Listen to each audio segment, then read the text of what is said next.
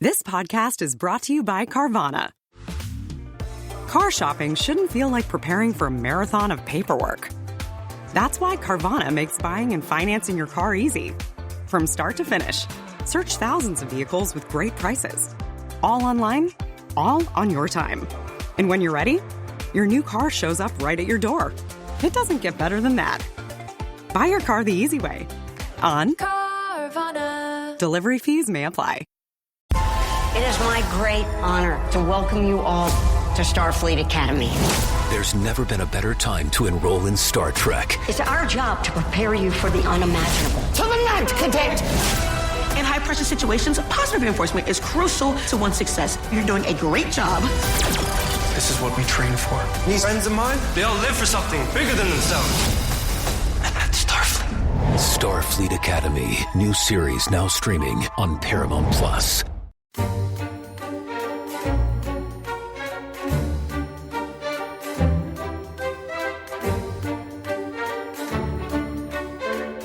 Steeped in sensuality and sadism and cold-blooded dilettantism. That was the famed Italian historian and philosopher Benedetto Croce talking about the equally celebrated Italian writer Gabriele D'Annunzio, one of the greatest figures in modern Italian literature, a poet, a playwright, a novelist. And I suppose really in the, how would you describe him? In the last 2 decades of the 19th century, perhaps he was, kind of faint echoes of Oscar Wilde. He was a dandy. He was a man who made a drama out of his own life. But far more than Wilde, he became a figure at the heart of seismic historical events. So in 1915, for instance, he engaged in incendiary speeches in the very heart of ancient Rome, in the Capitol, persuading Italy to enter the Great War. In 1918, he led a dramatic air raid over Vienna. And in 1919, he set up effectively a city-state in the Croatian port of Fiume that was admired by both Lenin and Mussolini. And Mussolini, in fact, would go on to describe D'Annunzio as the John the Baptist of fascism. And Dominic, do you think is Mussolini onto something there in describing D'Annunzio, this extraordinary writer turned political leader, as the John the Baptist of fascism? I think he was, personally, and I think D'Annunzio is who you look to if you want to find kind of Exhibit A and how terrible writers often are as people. One of your favourite themes.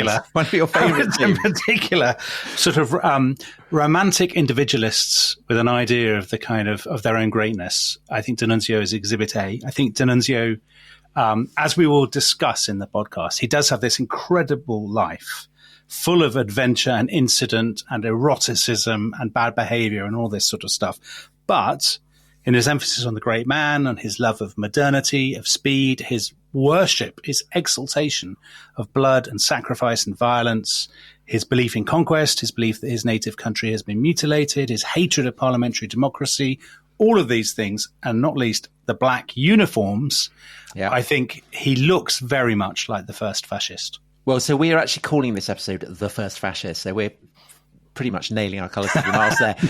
But you know what we need is someone who can perhaps answer that question more conclusively. And we have a wonderful question from Sam the Burgundian Wang, who says very simply, who is he and why have I never heard of him? And I would say that if people in this country, in Britain, have heard of him, it's because they have read the brilliant prize-winning biography of him by Lucy Hughes-Hallett, The Pike, Gabriele D'Annunzio, poet, seducer, and preacher of war, which I think, Lucy, you're with us, won the Samuel Johnson Prize in 2012, and really put D'Annunzio on the kind of the literary and historical map, certainly for readers in the Anglophone world. And Lucy, thank you so much for joining us. And I wonder if I could welcome you to the show by repeating Sam the Burgundian Wang's question: who is he, and why has Sam the Burgundian Wang never heard of him? Well, I repeat my subtitle. He was a poet, a seducer, and a preacher of war. He was, in his own opinion, the greatest Italian poet since Dante. And actually, I mean, he was not slow in blowing his own trumpet, but there were a lot of people who agreed with him. And I think maybe I'm one of them. He was a great poet, which is very disturbing to a lot of people who would like to think that great art can only be produced by nice people. And D'Annunzio was not a nice person in all sorts of ways, but he was a brilliant writer. And, you know, it's not just me and him who says it. James Joyce thought that he was the greatest writer of the 19th century after Kipling, interesting choice, and Tolstoy.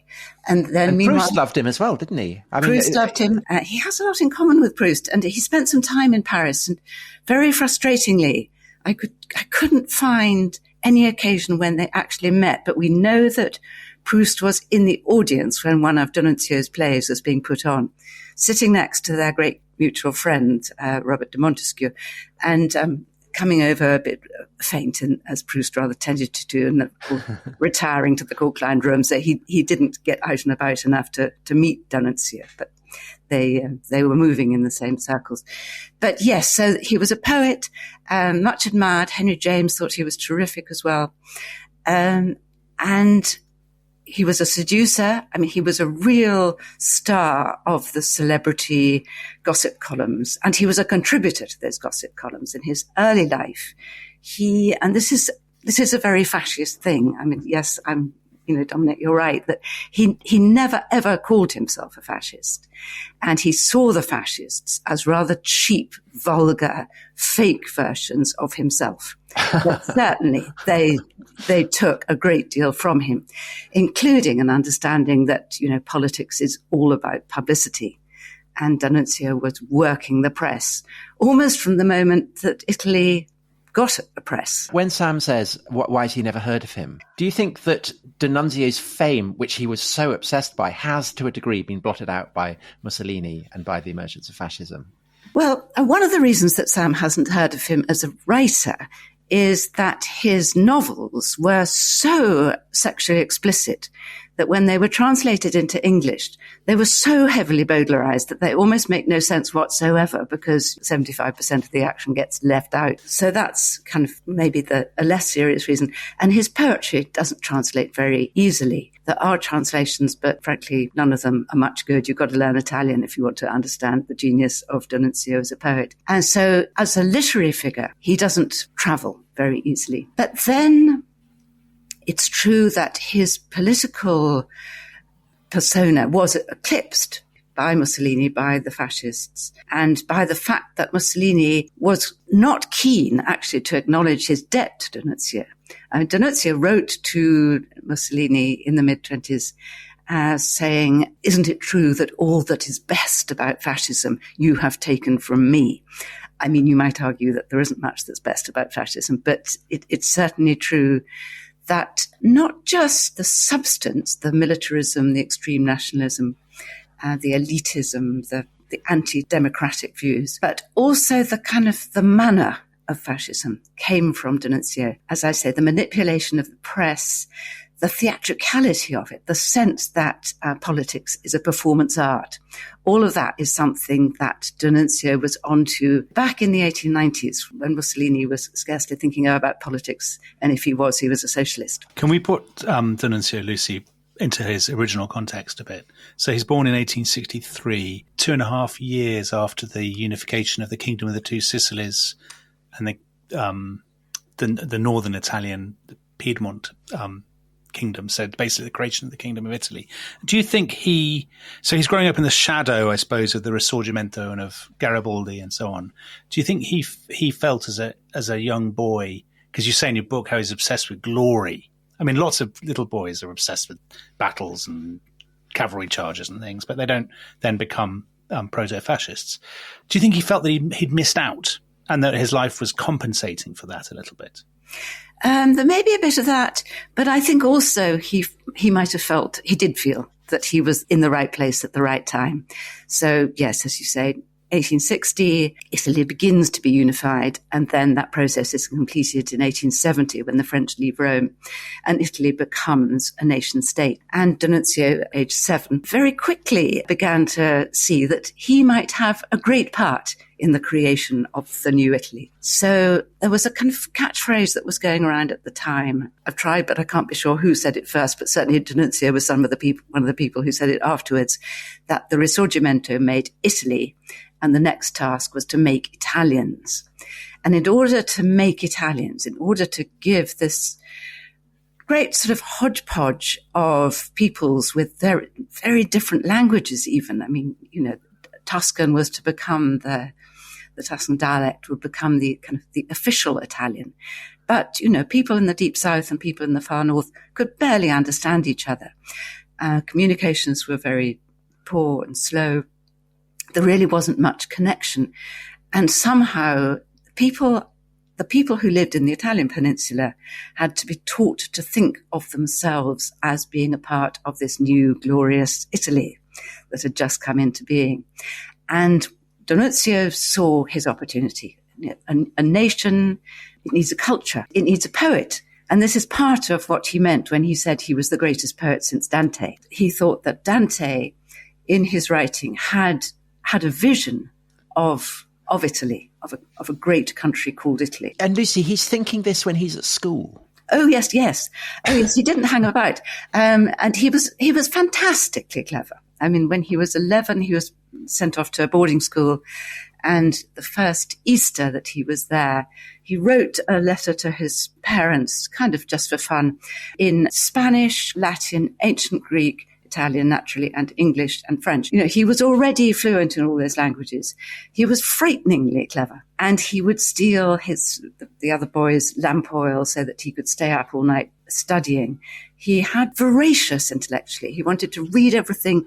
And once he'd read absolutely all the literature that was available to him, he thought he could do better. And so, age 16, he published his first volume of verse. It did all right, but he was getting good reviews on the book pages, but that wasn't enough for him. He wanted to be a real super duper front page celebrity.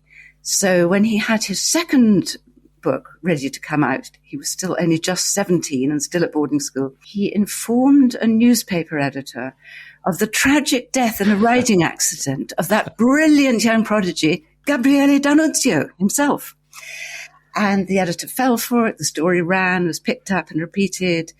And it made him famous. There were long pieces about this brilliant lad, this tragic prodigy. And so when, 2 weeks later, D'Annunzio knew when to kill the story. He sent a second telegram saying how outraged he was, how deeply distressed. But he had, after long and careful thought, decided that he wasn't going to sue the editor who published the story. So he would have been a genius on social media. Oh, yes. I mean, absolutely bossed it. And he was very quick to, he went to Rome aged 18, already the author of 2 acclaimed volumes of verse. And he became a hack. I mean, he wrote fashion copy. He went along to parties and wrote the notes about what the Duchess of so-and-so was wearing and so on and so forth. And his sort of highbrow young friends were very shocked. They said, you're prostituting your talent. What are you doing? And he said, I'm speaking to the people. He said, you can plant an idea in a book and a few people are going to read it. If you plant it in a popular journal, it's going to flourish, it's going to grow. And all of that, Lucy, makes him sound, well, I mean, people make their own minds up, but you could say makes him sound quite an admirable person. But at the same time, he's monstrously egotistical. But also there is this erotomania. I mean, no one who reads your book could fail, I think, to draw that conclusion. The endless stream of mistresses and lovers, but his obsession with it, the notes that he makes and all this, but also there's an element of there's only a couple of times that it comes up of him boasting of having raped peasant girls or having forced himself on working class women. And you don't know whether this is wish fulfillment, a kind of fantasy, or whether it really happened. So what's going on with all that sort of stuff? Well, I think the first thing to say is he behaved deplorably to women. There's absolutely no way to defend it. As you say, there are only a few mentions in the notebooks about the way he would force himself on or rape working class women, servants, or women he came across. I don't think he did that very often. I think that was when he was a boy. And by the time he was kind of 17, 18, he was a star. And he was very interested, actually, in the way that he could get women, because he wasn't good looking. He was small. He went bald very early. He had lovely sort of dark curls in his teens and very early 20s, but nothing wrong with being bald, by the way. But, yeah, I'm glad you said. But he really wasn't a beauty. One of his many, many mistresses said that he was the only person she'd ever met who had teeth in 3 different colours: white, yellow, and black. Very British. But he had an affair with the most famous actress of her day in Italy, Eleonora Duse. Yes, and actually, the majority of his known lovers, apart from the odd kind of people he bedded in the afternoon and never saw again kind of thing, and I there were many of those, and we just he notes them down in his notebooks without even giving names. But the lovers that stayed around and who were important to him were nearly all women, either of great talent or they were very grand. He liked women he could respect, whether first of snobbish social reasons or because he did admire their talent. And he and Duse were partners. She'd been playing the Lady of the Camellias over and over and over and over again. She was looking for new material. And D'Annunzio wrote plays for her. And she was an international celebrity long before he was. So by taking his works on tour around the world, and she went to Russia, she went to America, she came to England, etc., she greatly expanded his reach. And she was the boss. She wasn't just the actress, she was the producer of these shows that she took around the world. So she was a considerable person in her own right. I hesitate to say that D'Annunzio respected women because he treated them abominably. But he liked them to be his intellectual equals. He liked to be able to talk to them. And Lucy, on the subject of his intellectual life, one of the things that's really striking reading your book is how alert he is to all the kind of big intellectual trends that will roll over the 20th century, when they're just very kind of not widely known. So he's very alert to the writings of Nietzsche early on. He is alert to all the kind of stuff that will explode with the rites of spring, kind of, pagan ritual and all that kind of thing. And he's very, very into modernity. So he's writing kind of odes to torpedoes and things like that. He does that when he's a teenager, doesn't he? I think the torpedo ode, very early on. Yes. So is that one of the things that really distinguishes him, is that he has a kind of incredibly advanced antennae for things that are going to be big in the 20th century? Absolutely. Yes, you put it perfectly. And that's why my book is called The Pike, because I'm not a fisher person, but apparently what pike do is they lurk in the shallows. And just when something comes drifting past on the current, they snap. And D'Annunzio was great at that. He could pick up a trend. I mean, it might be a hairstyle, or it might be an intellectual trend, long before anyone around him had really kind of picked up on it.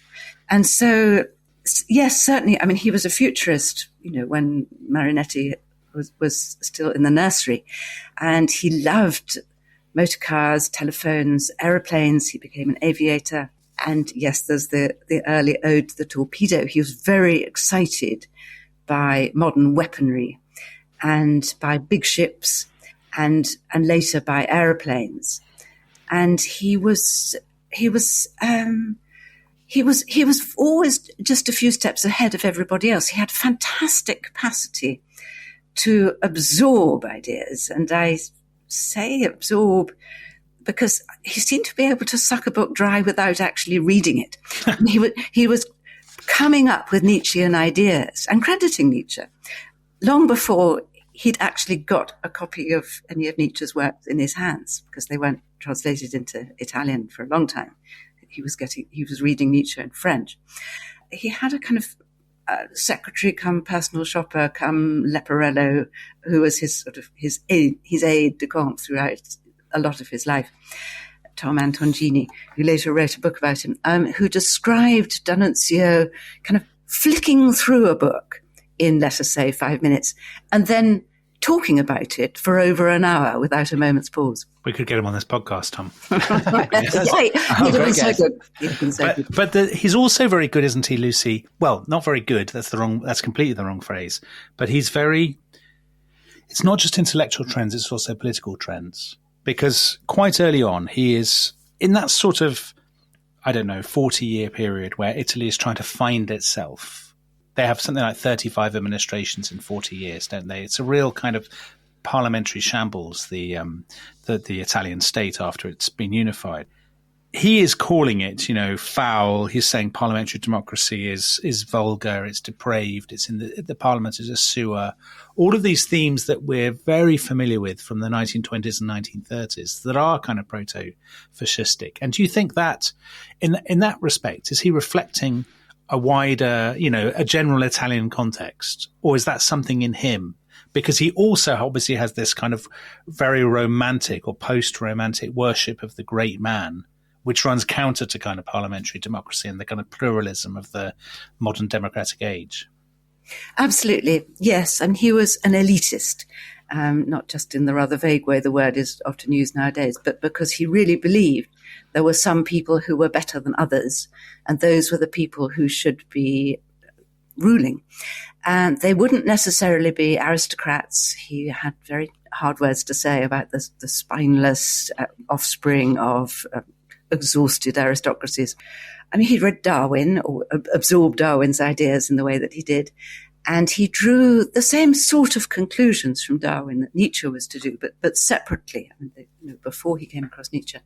If you think about evolution, it doesn't happen uniformly, he thought. In every generation, there will be some people who have evolved further than others. And he saw himself in that light. Oh, you bet. Yes. Right. So the Superman. He was the Superman. He definitely was. And the Supermen should rule. And so he did briefly sit in Parliament. He was, in the 1890s, the seat for his birthplace, Pescara near Abruzzi, came up, and it was offered to him. And because he never liked to say no to anything, he thought he'd give it a go.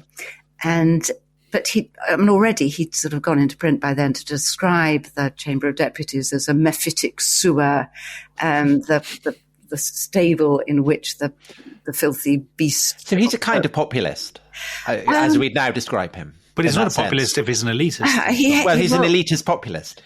It's so confusing. He didn't like the people much, but he did want them to buy his books.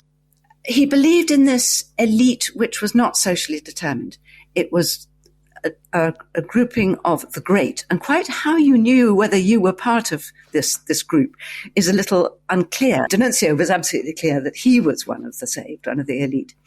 But when he joined Parliament, he didn't sit in the House very often, which was normal. And over half the deputies never took their seats at that point, which was one of the problems with Italian democracy.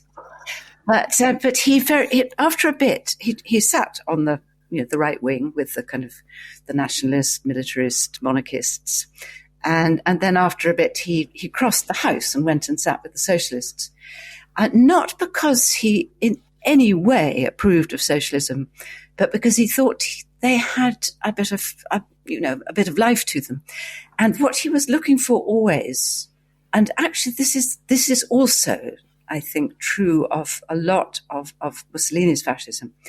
It's not about the doctrine; it's about the energy. Yeah, the swagger, the show, the dazzle and splendor. Yeah, the spectacle, and also there's that virility element to it, isn't there? That must obviously. I mean, it's so interesting how that's there so early on with him. I mean, he's obsessed with his own manliness, isn't he? And again, was that something that you think that's rooted in his own psychology, or do you think it's in the air in late 19th century Italy? I think it's very much in the air. He was an extreme version of it in a way that's quite paradoxical, given that, he loved flower arranging and pretty clothes. And he was... Yeah, he's very stylish, isn't he? I mean, all the photos, he always looks tremendously cool. Yes. There was a time when he went off on a boat trip. A friend of his had a yacht and they set off around the Adriatic. D'Annunzio took on board 40 white linen suits, to the great stare of his friends, who were just thinking they were going to be, chilling on deck, not wearing very much at all. So he'd wear the right shoes on a yacht. He would do, Tom. He would do. Very important. But Lucy, so we've conveyed this sense of a man who is convinced of his own greatness and of his own destiny. But it would be fair to say, wouldn't it, that, say, by his late 20s, he's still essentially just a literary figure. Would that be reasonable to say? And then in 1910, he gets so heavily into debt that he actually has to run away to Paris. Absolutely, yes. I mean, so he really, in his 30s, he begins to take an active interest in politics, at which point I have to say that the quality of his literary output deteriorates. It becomes more and more polemical, his poetry becomes more ranting, and he loses the delicacy of his earlier writings. But he's, you say, just a literary type, and all the hackles of the literary types listening to this podcast are rising because... there are no such people listening to Oh, I see. But anyway, he thought that too. There came a point in his life when he thought that to be just a scribbler wasn't enough. He wanted to set nations ablaze. He used the word Holocaust a lot. It didn't have the connotations that it now has. He was taking it from his reading of Flaubert's Salammbô, in which there is a Holocaust, a human sacrifice. And a Holocaust is a kind of sacrifice in which the sacrificial victim is entirely consumed. Anyway, D'Annunzio wanted to light a great Holocaust, a great fire from which the sparks would fly all over Italy and all over Europe, and encourage the people to rise up, get rid of their boring, feeble, mediocre, insufficiently virile, liberal rulers, and become much more bloodthirsty, more aggressive, and more nationalist. And so when, in 1914, he's in Paris, war breaks out, he's very excited by this. And he goes to the front, doesn't he, to kind of see what's going on? Yes, he does. And he's in Paris and he's sort of excited because he's been waiting for this war. He believes, and the most shocking thing about this is that he's not alone. There are a lot of Italian nationalists who also believe it, that what Italy needs is a war. And it doesn't really matter who the enemy is or what the cause of war might be. The point is that Italy is a new nation, only been around for 30 years, 40 years by now. It hasn't yet had what he called the baptism of blood. And so he thinks, great, this is it. This is where we must join, and we must show that we are great people.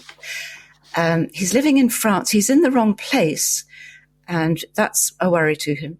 But he starts writing really bellicose editorial features for newspapers, both in Italy and in France, calling on the Italian government to get involved on the side of their Latin brothers, the French. He's not at all interested in the British or the Russians, but the French and the Italians should band together because they are the kind of the heirs to the great civilizations of ancient Rome and medieval Italy. But yes, he goes to the front while he's still in France. He's developing a really appalling kind of mythology of the earth as a mother who wants to suck down the blood of her sons. So a kind of vampire. Absolutely. Maternal vampire. These wretched young soldiers being killed in the trenches, their blood is seeping into the trenches, into the land. It's all horrifying, but he finds it very exciting.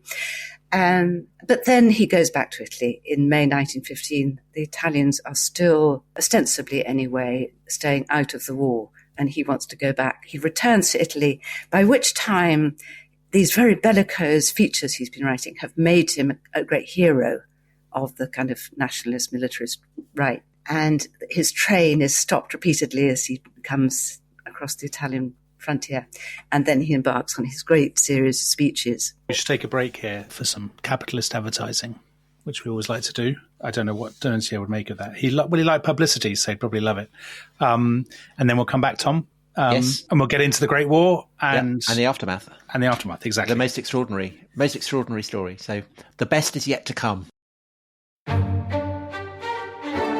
This episode is brought to you by Rocket Money. Tom, we often talk about how to organise our finances. I'm very conscious that I'm paying for a lot of mad subscriptions. And there's one thing that we've talked about often on this show. It's the thing that we probably hate more than any other, and it's a hidden fee. I would love to get my finances under control. There are all these things piling up on our bank statements, and I think I need to fix this problem. I need to sort this out and to stop this. I mean, my finances are so chaotic that I need this app. So I'll tell you what it is. It's called Rocket Money. It's a personal finance app that helps find and cancel your unwanted subscriptions. It monitors your spending and it helps to lower your bills so that you can grow your savings. With Rocket Money, you can track all of your subscriptions and you can easily cancel within the app with just a few taps, saving you time, avoiding charges. And you can also set budgets and goals and get personalized insights and regular reports to track how you're doing. They will even send you real-time alerts for large transactions, upcoming bills, refunds, and even low balances. So let Rocket Money help you reach your financial goals faster. Join at rocketmoney.com/ishistory. That's rocketmoney.com/ishistory. rocketmoney.com/ishistory. Hello, everyone, and we have some unbelievably exciting news for you all. Tom, if anything, you are underselling it because this is truly spectacular. On the 4th and 5th of July this year, we are going to be hosting the inaugural Rest is History Festival at, of all places, Hampton Court Palace. And crucially, this is just for the people who mean most to us. That is the members of the Rest is History Club. Tom, am I right? You are so right, Dominic. So if you want to access tickets for the festival, then you will need to become a member of the Rest is History Club, which is so easy to do. All you have to do is go to therestishistory.com and, it's a matter of seconds. Okay, so remember, by becoming a member of the Rest is History Club, you will be able to enter that much prized ballot for tickets to this thrilling festival. But of course, on top of that, you'll get all our episodes ad-free. You will get early access to our epic series. You will get weekly bonus episodes. You will get access to our exciting new exclusive mini-series. Most of all, you'll get an entree to our much-loved chat community and many more such exciting benefits. So if you want guaranteed access to 2 tickets, you can join the very top tier of the club and become an Athelstan. You will also get the exclusive opportunity to upgrade to a VIP ticket, which includes a range of special perks, including, and this is so exciting, unlimited food and unlimited drink. So go to therestishistory.com and sign up immediately. It is going to be the most extraordinary weekend. There'll be talks, there will be thrilling special guests, there will be historically themed music, there'll be all kinds of treats, there'll be all kinds of action, there might even be some battles. But above all, it'll be a time for friendship, to get to know your fellow members and to get to know Tom and me in a very, very special place, Hampton Court Palace. And I know that I speak for Dominic as well as for myself when I say we cannot wait to see you there.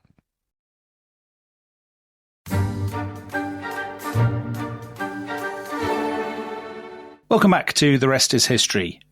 Blessed are the young who hunger and thirst for glory, for they shall be satisfied. Blessed are the merciful, for they shall be called upon to staunch a splendid flow of blood and dress a wonderful wound. Blessed are they that have most, because they can give most, dare most. Blessed are they who return with victories, for they shall see the new face of Rome.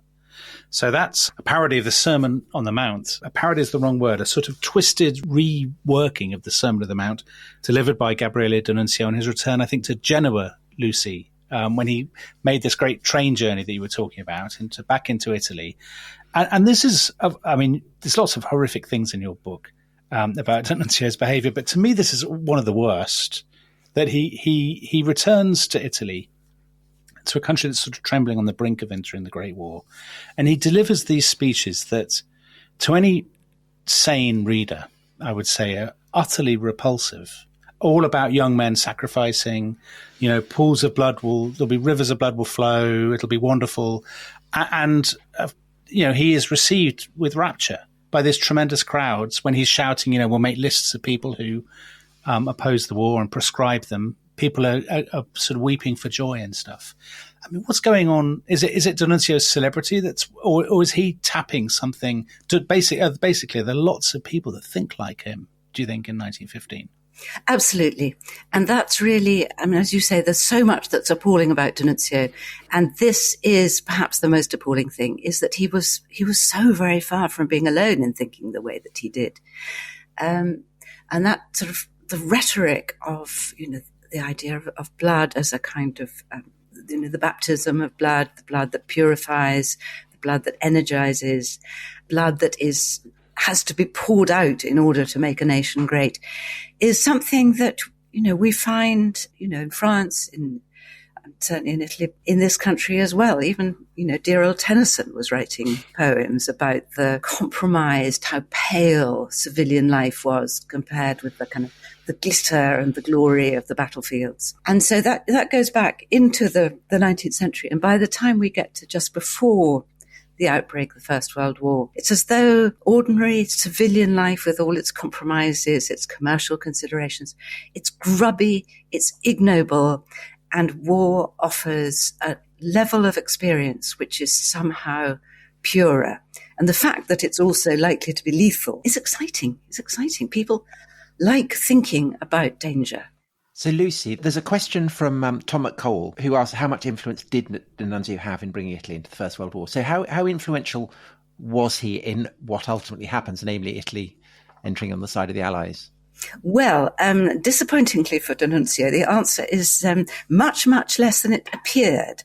Because actually the Italians were negotiating throughout the first months of the war, from September 1914 through to May 1915. They were negotiating with both sides. They were officially part of a triple alliance with Austria and Germany, which meant that they couldn't, without breaking that alliance treaty, enter the war against Austria and Germany. But actually, most of Italians hated the Austrians in particular, because the Austro-Hungarian Empire had dominated Italy for centuries. Actually, it was mainly they who were being kicked out during the Risorgimento. They were seen as the hereditary enemy. The Italians would have been reluctant to go into the war on that side. But there was no obvious advantage for the Italians going into war on the side of the Allies. But deals were being cut very secretly. And there was the Treaty of London, which had been secretly agreed before D'Annunzio got off his train. The French and British were offering Italy territory along the Dalmatian coast. And that would be their reward if they came in on the side of the Allies, of the French and British. And that treaty had actually been signed before D'Annunzio came back. He didn't know that, and nor did anybody else. It was being kept very, very secret. And the Prime Minister was going to have to get it through Parliament, through the Chamber of Deputies, which was going to be hard because there were a lot of the anti-war party was very strong. It was led by Giolitti, who was 5 times Prime Minister, terrific, charismatic, grand old man of Italian politics. So what was badly needed by the Italian government at that time was someone to sway public opinion and to kind of put the frighteners on the anti-war party until they were prepared to vote this treaty through. And that's what D'Annunzio did. He didn't realize that was all he was doing. He thought that he was, when he was standing on the Capitol or on the stage of the Opera House or at Quarto, he was calling on the government to stop being so lily-livered and, brace up and be proper men and declare war. But in fact, secretly they'd already agreed to do so. He sees himself as a kind of Nietzschean superhero, bending history to his will in that kind of scale. So he's finally measuring up to his own sense of what his role in history should be, in his opinion. Absolutely. No, I think it was probably the most exciting week of his life, that week in May, when he was giving speeches, 2 or 3 speeches a day, thousands of people roaring, carrying him away from the podium. It was extraordinary that he didn't get trampled by the crowd. He was a huge public hero to some people, obviously detested by others. But he was inciting the people of Rome to become a lynch mob. And he was actually telling them, go out, track down those deputies who you know are going to vote against intervention in the war. Do what you like with them. He said, if it is a crime to incite a crowd to murder, I am guilty of that crime.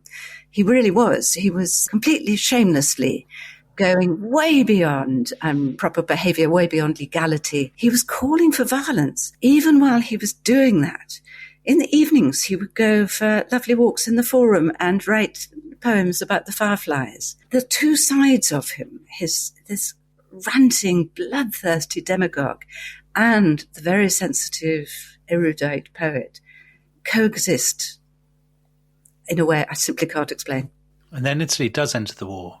And Italy's experience of the war is probably, certainly as bad as anybody's. So it's hundreds of thousands of people are thrown into this kind of charnel house of the Karst. I guess is the border between Italy and Slovenia, isn't it? Where they're fighting the Austrians. It's pointless. It's basically all for nothing. The conditions absolutely horrendous, arguably more horrendous even than the Western Front. They're kind of blowing the tops off mountains, aren't they? Yeah, and people are being killed by sort of bits of rock that are flying for a mile before hitting them on the back of the head, and that's the end of them. It's just horrific. But I suppose to D'Annunzio's credit, I hate to give D'Annunzio credit for anything because I think he's so loathsome, but he does risk his own life, doesn't he? Time and again. Particularly with these, because he's so fascinated by modernity, he goes up in these pioneering flights and he loses the sight of his right eye. Is that right? And he basically is nearly blinded. Well, he is blinded for a while, isn't he? Yes, he is. Yes, he was unquestionably very brave. And I think that he was also prone to bouts of extreme depression. One of which overtook him in the sort of last weeks of the war when he saw it was about to end. And he really, really did not want to live in a post-war world. The excitement of the war, the adrenaline, the kind of rush he got from danger was, and he'd become, I suppose, addicted to it, as a lot of fighting people do. And he wrote repeatedly that he wished he'd been killed, and I think he meant it. But yes, his flying was amazing. He was very brave. There was really no reason for him to take any kind of active service in the war. He was into his 50s by now, but he insisted, rather against the wishes of the high command, who saw that although he could be very useful for propaganda as long as he stayed alive, if he got killed, that was going to be a problem. So, but he said, no, he must be allowed to do whatever he wanted. And he went down in a submarine. He went out on campaigns on cruisers, and then he became an aviator. He first flew at the Brescia Air Show in 1910, at which point the only flying machine in Italy that could leave the ground at all could only rise 1 meter off the ground. But in the ensuing 4 years, technology had come on by leaps and bounds. So there were fighter planes. And D'Annunzio never learnt to pilot his own plane, but he would go up in these little two-seaters with a pilot, and D'Annunzio would be the man who dropped the bombs over the side. And it was literally a question of dropping them. You pick this thing up and you chuck it over the side. When he goes on this famous raid over Vienna, he drops pamphlets, doesn't he? Yes. But written in Italian, so nobody can understand them. He believed in writing was a martial art. He believed that the word could be weaponized. And so he did. First of all, he overflew Trieste, which was occupied by the Austrians, dropped pamphlets there saying, rise up against your oppressors. We Italians are coming to rescue you. And then in the last months of the war, which was a pretty desperate time for Italy. There'd been the terrible defeat at Caporetto. The Italians had been driven back almost to where you could hear the guns in Venice.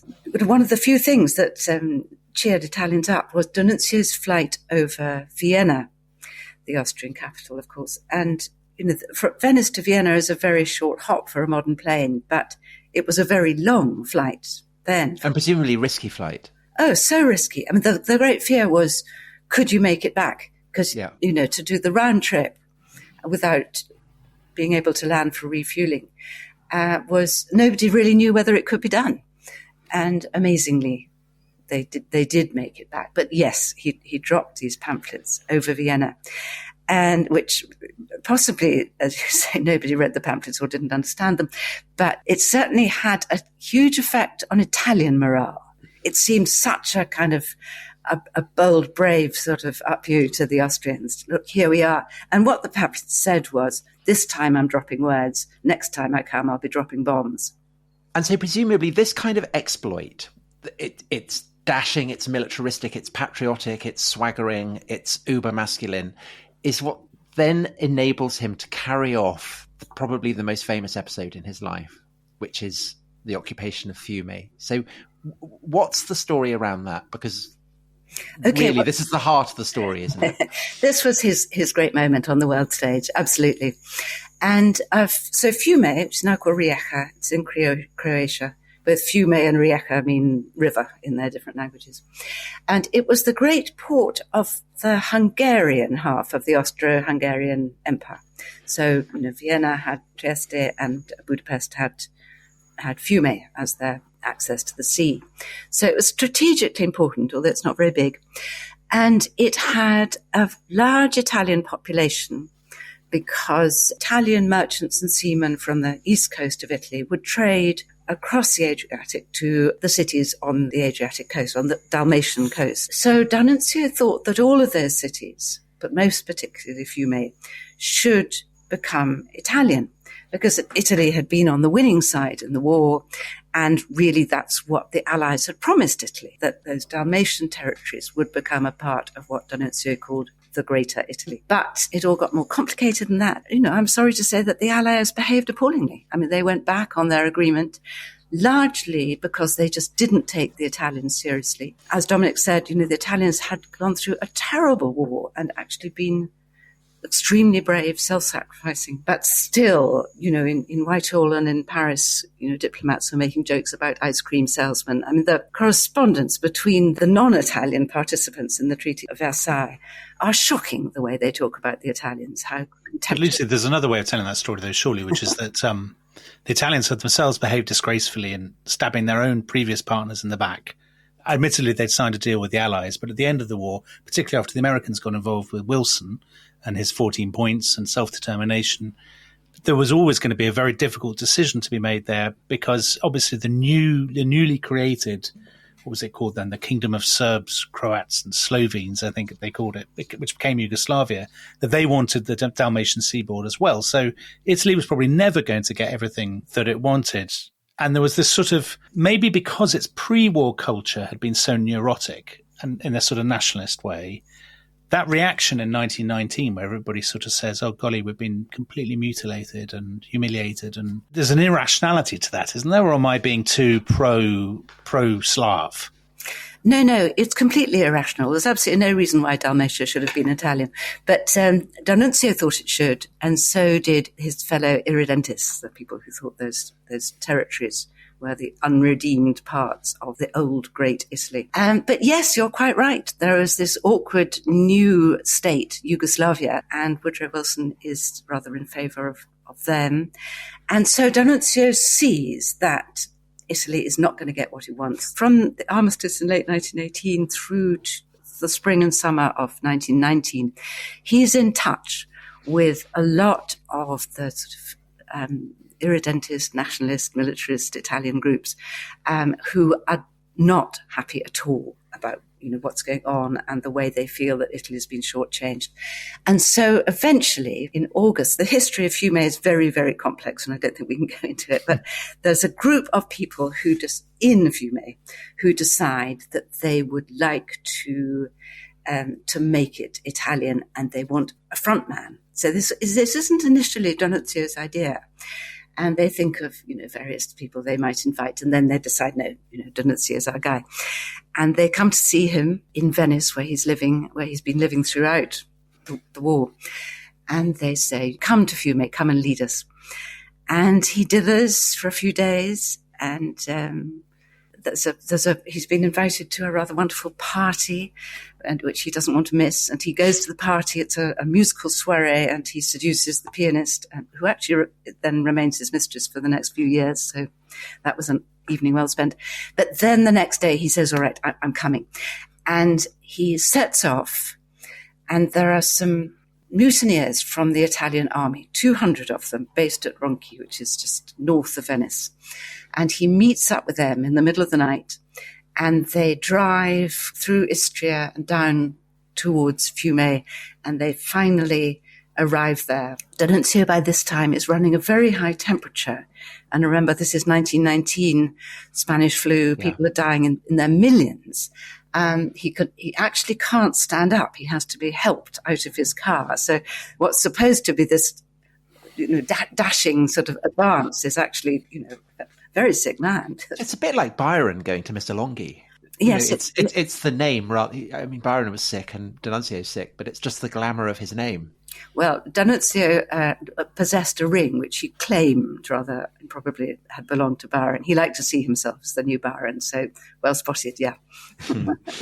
I've skipped the fact that he had to advance through an Allied army, which was sort of, as it were, lying across the road in the Istrian Peninsula. And they were under strict orders because the Allied High Command had got wind of the fact that D'Annunzio was about to try and take over Fiume in this sort of maverick operation. And that was seen as being very disruptive and, couldn't be allowed. So this Allied army was all under orders, if they saw D'Annunzio and his followers, to shoot him dead. But it was an Italian army, although under Allied High Command. And, of course, a large proportion of the Italian military were very much in favour of what D'Annunzio was doing. So as he arrived, sort of lying sort of feverish on the back seat of his enormous red motor car, instead of shooting him dead, they just laid down their weapons, and a lot of them followed him to Fiume.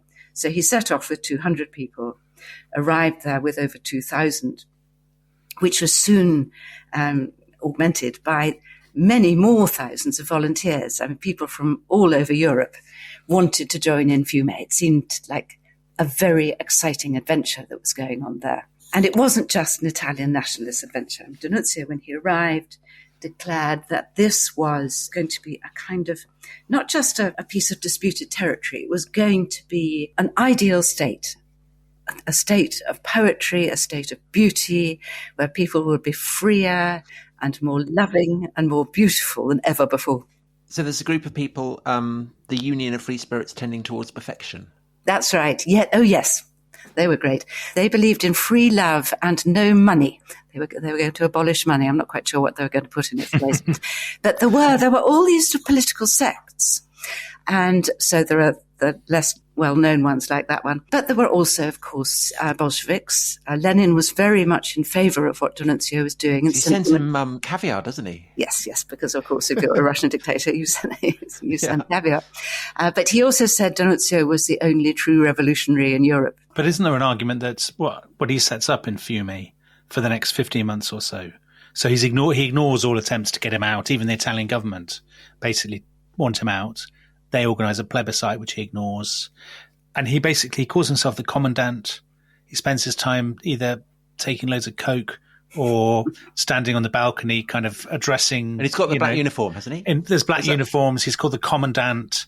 I mean, so in some ways this looks like... I mean, it's funny that you said he arrived feverish because it's like a kind of fascistic fever dream, isn't it? Of what an ideal sort of state, but it's like a kind of 1970s Visconti film about fascism where everybody's naked and having orgies and it's like taking a loads of national drugs. play at the National Theatre. Yeah, it's like a play. Exactly. That's exactly what it is, isn't it? I mean, so should we see the Fumet story as this comic opera interlude, or is it something much more sinister? Because it's obviously anticipating in its contempt for kind of legal norms. It's obviously contemptuous of the Slavs, but also the worship of kind of the contempt for sort of established institutions, but the belief in creating new ones, the worship of violence and of action and spectacle and all that. I mean, this all feels immensely fascistic to me. Definitely. I quite agree. And it's not comic opera, but it's certainly theatre. And D'Annunzio would come out onto the balcony. He'd taken over the old Habsburg governor's palace in the centre of the town. It's this sort of fan-shaped square. So it's like an amphitheatre. He would stand on the balcony and he would launch into these speeches, which weren't exactly speeches. They were dialogues with the crowd. So he'd be going, you know, what do we want? We want Fumet. What do we want? Fumet or death, and so on and so forth. And he would be working the people up into a frenzy of excitement. And he would lead them around the city and up into the mountains behind in great processions. And they'd be singing, belting out Giovinezza, which became the great fascist anthem. Giovinezza meaning youth. D'Annunzio is by this time 57, but he called himself the Prince of Youth. And then they would go down onto the waterfront where there was sort of open space by the docks where he would review his legion, as he called them. He saw himself as a new Julius Caesar by this point. And they were, a lot of them were ex-Arditi.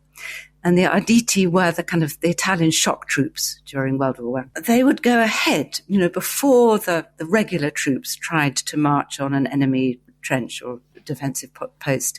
The Arditi would go ahead with just their bayonets, not carrying guns, and they died very fast. I mean, they were almost sort of sacrificing themselves, but those who survived saw themselves as absolutely the creme de la creme of the Italian army. And they weren't really subject to the usual rules because they were being asked to take such risks.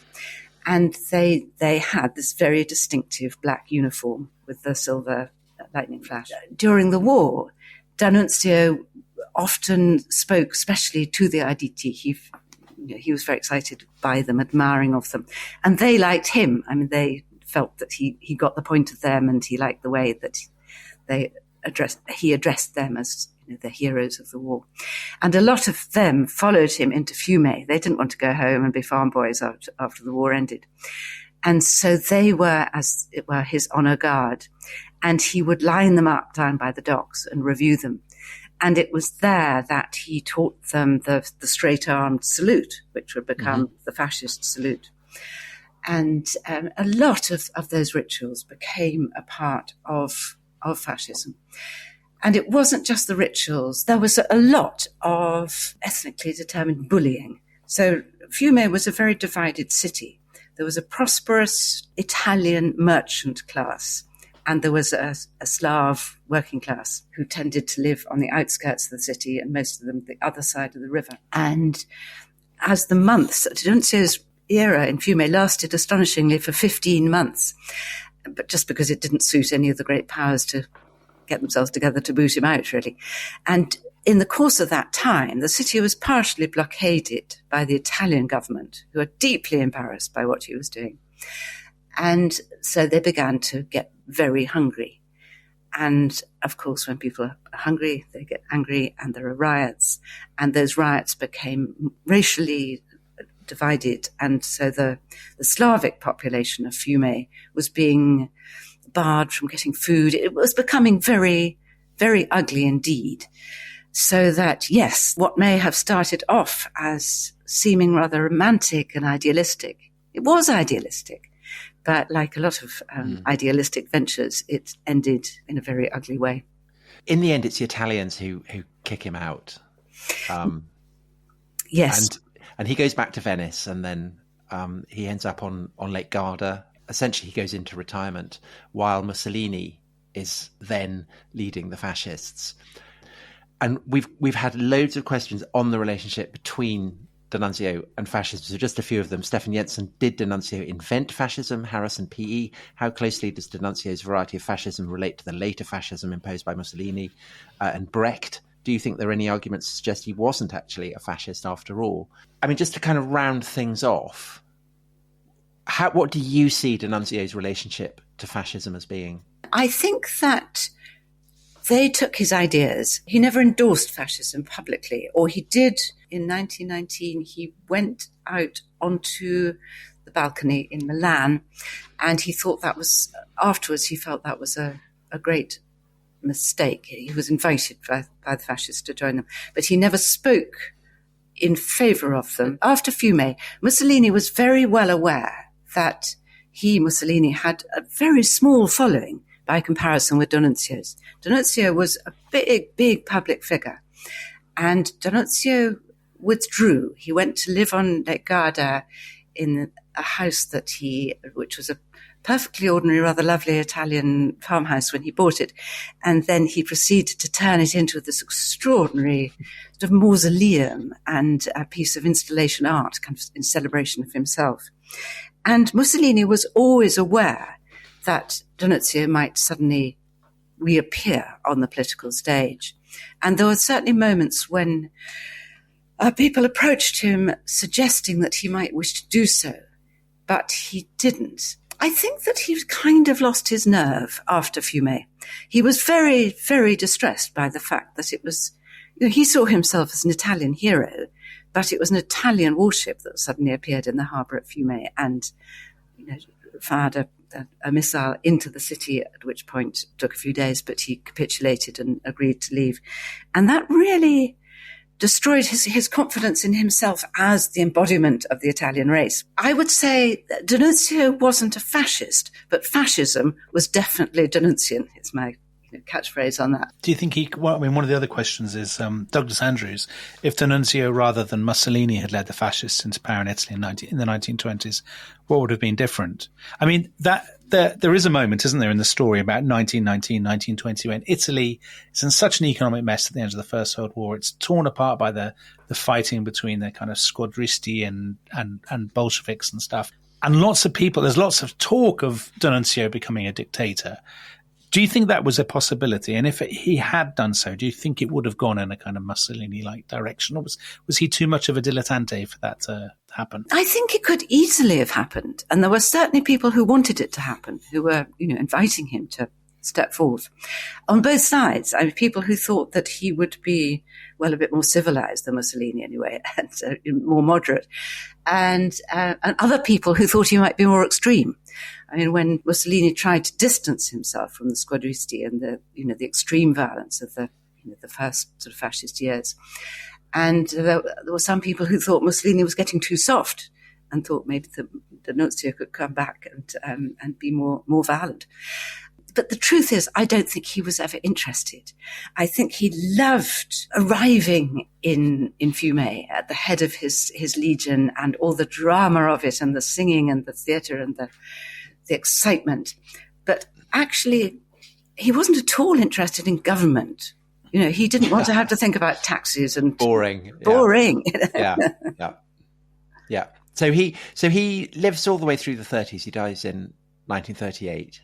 And obviously, what happens in the Second World War, fascism is irredeemably seen as something wicked and evil and sinister.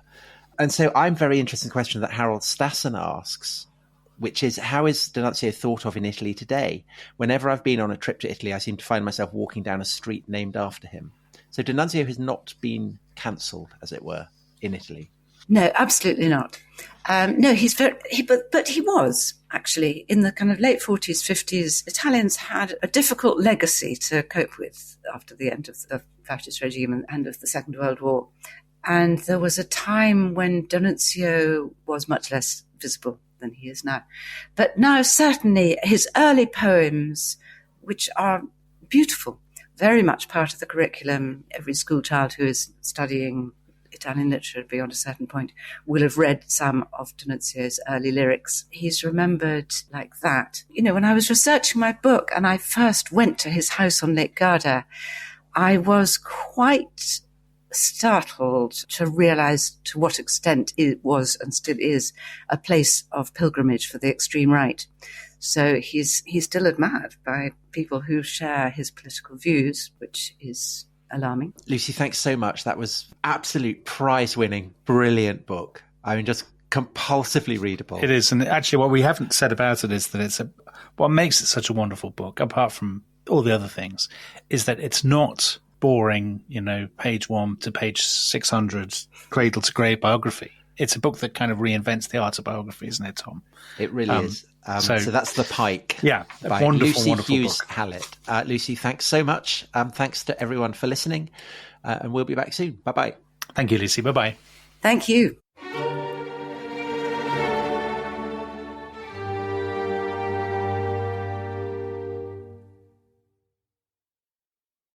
Thanks for listening to The Rest is History.